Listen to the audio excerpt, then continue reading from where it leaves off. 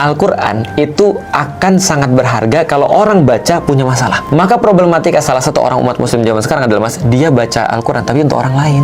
Ini teman gue banget nih, tapi bukan untuk diri dia, bukan untuk masalah dia. Padahal Al-Quran itu Umar bin Khattab mengatakan satu quotes tentang Al-Quran yang bagus banget. Dia bilang ini, Al-Quran dia bilang bukan diturunkan untuk orang-orang sebelum kalian atau setelah kalian, tapi untuk kalian. Artinya adalah apa? Yang harusnya dapat benefit paling banyak daripada Al-Quran adalah kalian yang baca. Karena kenapa? Karena Umar bilang quotes-nya adalah, aku membaca Al-Quran seolah-olah Al-Quran itu diturunkan hanya untuk aku, bukan untuk seluruh manusia.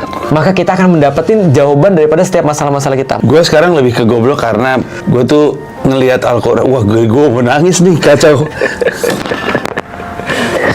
Gue tuh ngelihat Al-Quran tuh cuman, jadi kayak baca Al-Quran terus lu bilang ini buat muja-muja. Al-Quran tuh. Jadi lu baca Al-Quran karena lu disuruh muja-muja Allah. Disuruh baca Al-Quran biar lu tahu apa yang harus dilakuin, apa yang nggak boleh dilakuin. Baca Al-Quran untuk tahu cerita-cerita di masa lalu. Gue tuh nggak pernah diingetin bahwa Al-Quran itu tempat lu nyari solusi. Itu mungkin yang nggak pernah masuk di gue selama ini. Mungkin emang karena gue nggak pernah nyari, terus gue nggak pernah nanya, terus gue nggak pernah merhatiin mungkin. Tapi hanya itu alasan kenapa gue baca buku. Itulah kenapa gue nggak pernah baca buku novel fiksi gitu. Gue nggak pernah baca Harry Potter, gue nggak pernah baca buku Dan Brown, Da Vinci Code.